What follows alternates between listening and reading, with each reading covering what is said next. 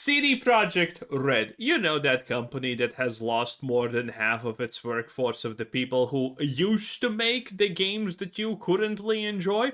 Yeah, those guys who are also coincidentally constantly saying to your face that no, Chad, that's not true, that's not true. All of the people who made the games that you liked or fixed them are still here, don't you worry. Why can't we show them on our employee list any longer? Don't be like that. You know what I'm saying, fam? Yes, that CDPR is doing the unthinkable. I'm sure it's gonna be great. Salutations, everybody. It is Maddie here today. Hope you're all doing absolutely excellent, and it's time to have a nice chat about CD Projekt Red because they're doing and saying a lot of interesting things. And as per usual, it's scarily ambitious, where it's that kind of in-between feeling we had before Cyberpunk 2077, where we thought to ourselves, hey, if they can pull this off, this will be really awesome. But I'm scared because they're making big promises. They're doing... I'm pretty sure a lot of people just gobbled up the idea that Cyberpunk is going to be the most amazing thing ever seen in history, and a lot of people were not afraid. But, well, Cyberpunk released, and people understood skepticism is actually a good thing. That again, and to be frank, they really started with those big promises back in 2021, heading into 2022, where they talked about parallel AAA development, where they wanted to work on the next Cyberpunk alongside the next Witcher game side by side. You've seen how game development has gone this past generation. We see a lot of teams being one project teams. They just spend all their time and attention on one thing for like 5, 6, 7 years. Yeah, and if you're Bethesda, you can't even do that properly. It becomes a very boomer bust type of environment. The game has to be explosive, otherwise we never see that franchise again. I like what CD Projekt Red is doing here because, as someone, for example, who is a fan of Fallout and Elder Scrolls, yeah, I know what it's like to have my favorite franchises have like favorites or just weird offshoots, online games, all that good stuff to support things while you focus on one project at a time, and then one fan base gets put on the shelf while the other is just kind of like spent waiting a really long time for their next entry, and it just heightens everyone's anxiety and anticipation. And so yeah, if you don't know, currently it looks for CDPR that things are not going good, okay? Promises massive. Ability to deliver on these promises seemingly not that great. Hiring practices absolutely awoke. Company getting Vogue Awards. People leaving en masse and making new studios. It's not looking good on so many levels for CDPR. Effectively, my opinion is that we are currently just waiting for them to finally release something larger than, you know, a vague post from Twitter where they're like, look at the calendar, it's vague, isn't that cool? And then we just see how bad things really are. Because at this point, it does seem like it's not a lot that can honestly save CDPR. The current situation is extremely bleak.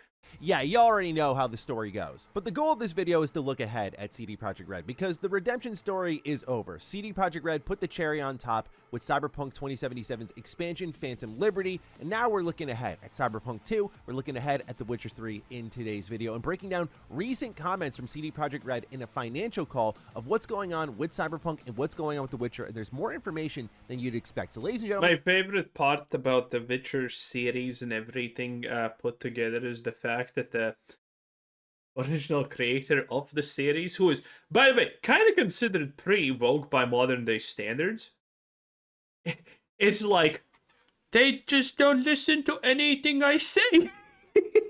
Good luck, not Cyberpunk. That guy actually has a lot more creative control about what's happening. But the Witcher series, oof, that's a big oof. If you're new here and you're into... If you have seen the, you know, Witcher 4 gameplays and things like that, first of all, the fact that they're fake and the whole point of them is to make you believe that that's actually how the gameplay is supposed to look, even though it's not. But they're lying, you know, to you and trying to pretend that it is, even though it's not. And then they say, oh, it's not, we never tried to do it, you know. Except the guy with the controller on stage pretending that he's controlling the Ciri, okay? Ciri's whole personality is rotten to the core, it seems like. Ciri seems more like a villain origin story than a hero. The fact that she's a Witcher makes no sense because, to gain the Witcher abilities, she had to sacrifice literally overpower things like teleportation. Not a big deal. And for what? Well, the ability to drink a potion that makes you slightly less itchy. There you go. There you go. What a time to be alive. What CD Projekt Red's up to, we always cover what they're doing. Consider subscribing.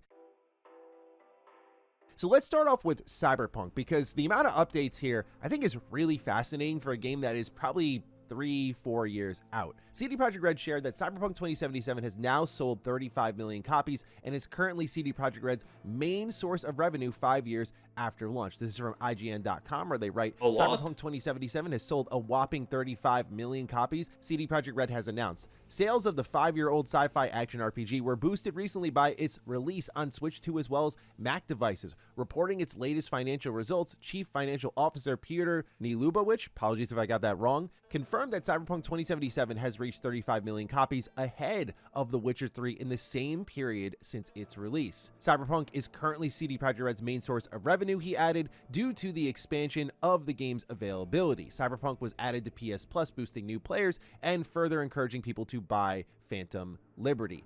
So as a result of CD Projekt Red doing so well with Cyberpunk 2077, which is awesome to see and well-deserved, I love that game, one of my favorite RPGs of all time, they're now laying the foundation for Cyberpunk 2. And you'll be surprised at how many people are actually working on this game. You see the chart here, and you can see the long-term trajectory for how they're trying to scale up these teams to bring in more and more people to work on Cyberpunk's sequel. They explain in the earnings call that currently... Okay, just considering I know how these charts are made, this chart... is this chart real because of this? That they start accounting from here and there's nothing? Or is this chart just fake so it seems bigger? I'm not 100% sure, because there's no reason to not fake this chart. Honestly, if you know how it's made, you can just fucking draw it with your hand and most likely it's accurate. Okay? It's just a sum average, and that's kind of it. If you want to be fancy, you call it an integer or a lambda value or some garbage like that. Effectively, it's just gobbledygook. This one seems more real because, it starts accounting from here, I think, not from here. So this seems legit, but is it so high because of this? Because if it is, everyone knows that this is clearly not how it's gonna go. Well, at least probably. And if they have actual real predictions, then why the hell do you make it like this?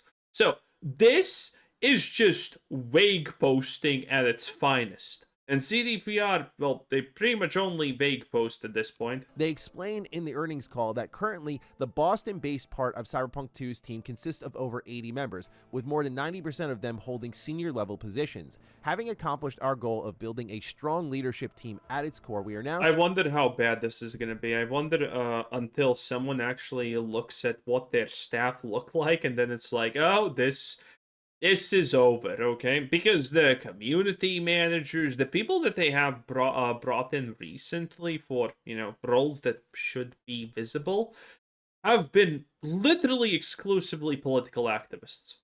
It has been pretty bad. Shifting to hiring more mid-entry level roles to carry on with pre-production works. We plan to expand the Boston-based Cyberpunk team as the project progresses, and double it in the next 2 years. We also intend to shift the split between the Boston-based team and the teams in Vancouver and Warsaw to around 50% in the coming years, as the Canadian and Polish team will be steadily growing in size as well. Establishing the Boston-based Cyberpunk 2 has enabled us to carry on with the development of 2 separate big AAA games at the same time. Despite introducing some geographical and operational complexity, it brought in a wealth of multi-layered experience, skills, and backgrounds. We strongly believe that this investment will pay off in the future, bringing the next Cyberpunk experience to a new level. Oh boy.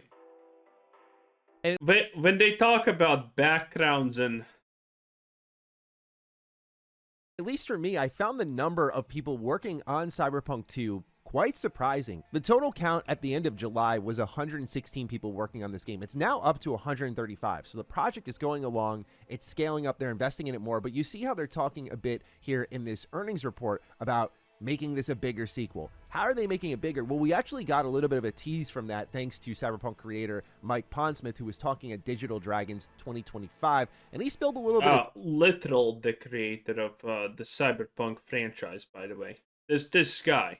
He said, quote, I spent a lot of time talking with one of the environment guys, and he was explaining how the new place in Orion... And this guy, again, I talked about him, I talked about this dude previously, but this guy's smart, okay? He has not given full creative freedom to CDPR.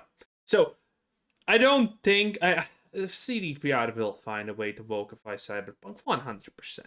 But this guy is actually a big deal actually in the creative process. He has the ability to just say no to things. He actually has retained a lot of his creative freedoms to impose on CDPR. The Witcher franchise, no, that one's not happening. They blatantly ignored the guy who made it, which is hilarious.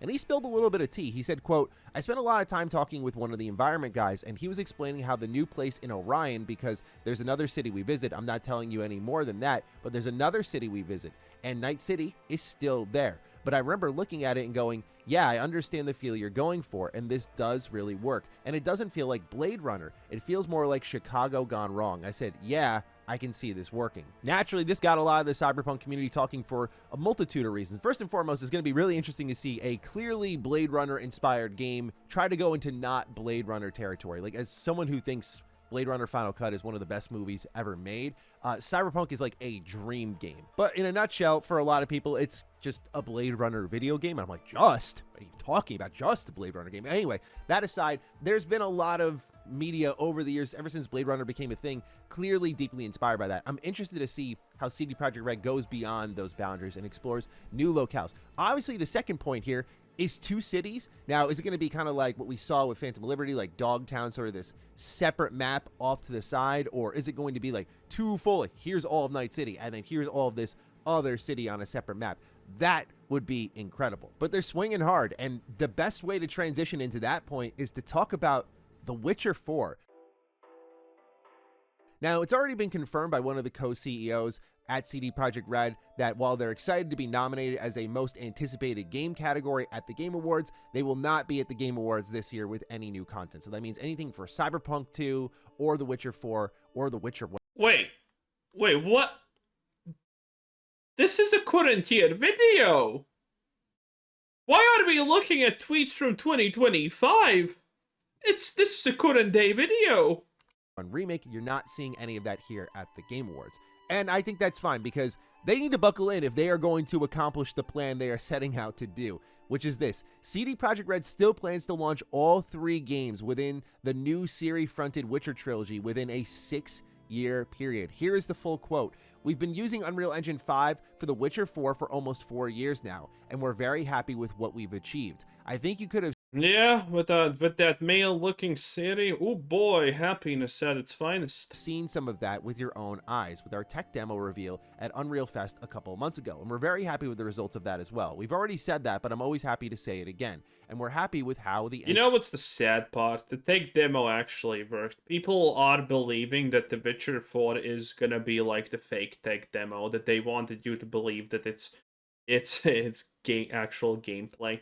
And the funny part about this is, there's no point in trying to convince anyone that wasn't real gameplay at this point. Have you seen people who don't understand that? I will literally not quote a conversation I saw on Twitter when people were discussing this, but one guy was like, oh, this is how the game is gonna work. And someone says, this is a tech demo, this is fake gameplay, this is not how it's gonna work. And the guy's like, nah, this is probably how it's gonna work, otherwise why would they show a fake tech? There's no point in even trying to convince anyone that wasn't real gameplay. It's over. engine is evolving through the epic. Well, granted, we know that no matter what happens, chances are The Witcher 4 and Cyberpunk 2 are gonna be successes, no matter what, probably. So, there you kind of have it. Team's efforts and how we are learning to make it work within a huge open world game as The Witcher 4 is meant to be. In a way, yes, I do believe that further games should be delivered in a shorter period of time, as we stated before. Our plan still is to launch the whole trilogy within a 6-year period. So yes, that would... By the way, this literally means AI. This means AI slop, if anyone's wondering. This is literally what it means. They're gonna use a lot of AI. mean we would have to plan for a shorter development time between Witcher 4 and Witcher 5, and between Witcher 5 and Witcher 6, and so on. This cascading style of game development has scared a lot of people, like, you're gonna keep shortening it over time. I know this is a scary promise, and we'll see if they can deliver it, but I love the energy simply because, and this is a somewhat emotional take, but hear me out, I'm getting a little tired of the take your time, you know, let's figure it out over this 7-8 year window. I feel like we've worked this mindset backwards where we're spending more time making these games despite a lot of people in the industry doing this for multiple decades. I feel like we should be getting better, and in turn, part of getting better is getting quicker. I know we're always exploring new technological boundaries, and actual good point. This is an unironically good point. Wow. 10 out of 10. That leads to new tools, and that presents new challenges and new ways of thinking about games, and that's all exciting to see the medium grow. But I still feel we should be moving a little bit quicker as we're introducing effectively new power tools into the trade, right? You're no longer using a screwdriver, you're using the power drill. So I don't see why things should always take so long. Game development is complicated, but I think what CD Projekt Red is doing here is very similar to what Square Enix was doing with the Final Fantasy VII Remake trilogy. You invest big time in that opening project, you get all the pieces right, all the tools right, and then you're content building for another like half a decade, not really iterating in major ways. Look at Final Fantasy VII Remake when it first came out, right? It's totally focused around Midgar. It's about a 30-hour game, and I thought that was an incredible effort. Narrative aside, we can talk about that separately, but they did, I think, a great job faithfully representing Final Fantasy VII while exploring new boundaries within its characters. Then you go to Final Fantasy VII Rebirth. This faithfully represented Final Fantasy VII while exploring new boundaries. Jeez. Sounds like an oxymoron. This is now an open world video game. And guess what? There's no Midgar in here. Yet somehow this game arrives within a few short years of Final Fantasy VII Remake, when we all thought it would be forever before we saw Rebirth, especially with how long the wait until Remake was. Here comes Square Enix again. Same thing with From Software, another team that just seems to have it really figured out. Like, oh, Elden Ring was amazing. Oh, wait, what's this Shadow of the Erdtree? And it's literally a full game. It took me like 50 hours to beat that and to do all of its side content. It's like, oh, okay, they're going to cool off the Night Rain. Okay. Oh my gosh. And then like Duskbloods, and there's just, oh, Armored Core, by the way, almost forgot to throw that one in there. So these teams that have put a lot of time into... everyone forgot about Armored Core, true. Kind of getting their ducks in a row and setting up multiple pipelines are reaping the benefits now. We're seeing a gradual transition into that. So I know CD Projekt Red's claims and quotes here are scary, but we are seeing other teams pull it off to some degree, where they are launching multiple AAA efforts year in, year out. Some of them, like a Night Rain, are more creative asset reuses that just focus purely on game design, and that's still a victory because that game is a lot of fun. So obviously CD Projekt Red, a company I have a lot of faith in, still needs to prove that they can do this, but I like that this is the focus, man. Like, I would rather them try for this and fail than do the whole, let's wait like 8, 9, 10 years for a new game. That is old news to me. And I feel like a lot of the industry needs to grow past that. Of course, we want you to take your time and make something special and make something memorable, make something good, most importantly, of course. But I feel like the leeway has been just too much collectively on just how long you can take for some of these projects, namely Elder Scrolls 6, GTA 6. Of course, he mentioned it. He knows. GTA 6, though, is a different type of beast, okay? want these games to deliver, and I hope they do over that course of time. But like I always say this, man, and I say it because it's morbid and it's real. It's like people are dying between this stretch of time, man. Like I miss the days where when I had my PS3 or my 360 hooked up, a trilogy was done in a generation. Like I always use Uncharted as a great example. 1, 2, and 3. All there in a single generation. Okay, what's our next story for the next generation? Oh, guess what? They're going to start a new series in The Last of Us to end the generation. Crazy. You also have to keep in mind that CD Projekt Red seems to be like really in bed with Epic when working on this game. I imagine a lot of this is because of what happened with the Red engine at the launch of Cyberpunk 2077. And they seem to run into the same issue that Halo Infinite did, which is, hey, we have this proprietary engine. We're trying to bring in people to help us fix this big problem we have, but we have to train them on our very specific tool set because it's not just immediately as readily available as other tools like Unreal Engine, and so that bogs. Yeah, this was a discussion, and people in general are kind of split on this. I understand people who are like, yeah, well, use the most commonly used engine, and it's gonna be good because everyone has experience on it. But on the other hand, would Cyberpunk 2077 been a success and as good as it got if it was just on like Unreal Engine 4 instead of the Red engine? I kind of will press X to doubt on that. I think Cyberpunk's success was due to their own engine. And the fact that everyone is switching to Unreal Engine 4 because, well, you know, everyone knows Unreal Engine, not 4, but 5 because it's Unreal Engine 5, is also not a great thing. A lot of games that are really good and sold really good, yeah, sure, a lot of them do use Unreal Engine 5, but a lot of them don't. A lot of them have their own engines. Down development timeline. And that's for good reason. It makes hiring on really difficult, and in turn, you get the launch disaster of Cyberpunk 2077. Meanwhile, while I have my critiques of Unreal Engine, like many of you out there, getting in bed with Epic and having them work directly on your game may eliminate some of those technological concerns. I still worry about, and I know this is not how it's supposed to be, but Unreal Engine 5... God, the dialogue here is so bad. So Siri finds out that this guy just, you know, got people killed because reasons, but mainly just greed. And she's like, it's not like I care. I just want to hunt the manticore.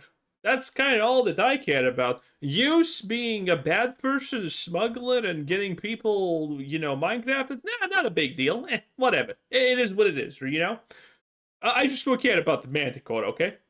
Yeah, that's not how you make a likable character. And yes, sure, you can say Geralt was also like that to a degree, but he had redeeming features. Ciri currently has none of them. None. Developers have used it. It started to get a little bit of a scent on it, is how I define it. Like, you can tell when it's an Unreal Engine 5 game. Very few games have done a good job masking that. And to be fair, it's also some of the way like environments are lit, which makes it really stand out. But point being is, beyond that concern of appearance, I just worried about things that they did with the Red engine, like how immersive Cyberpunk was in the Red engine and like how first-person conversations were handled. Like, will that feel factor be gone? We'll see. But right now, we have the full development team update for October 31st. And you can see here that right now, 447 people are working on The Witcher 4. They're only up 3 people from July. So they've been steadily working with a 400-plus person team for a while now. Meanwhile, you're seeing Cyberpunk had the pretty major scale up. But the question with all of this ambition is, when are we getting it? Well, CD Projekt Red talked a little bit about this in their fiscal year 2024 earnings report. They said back in 2022 that The Witcher 4... Yeah, well, the idea is that we're gonna get a lot of things from CDPR Red very soon. That's kind of the idea, which makes you think. Mobile games, production, there's a lot of things that are technically happening, so I really, really wonder how this is gonna end. Well, in any case, we're gonna get something from them, and I want to see how not great is it, okay? Anyway, that was Mr. Matty Plays, 10 out of 10. Bye!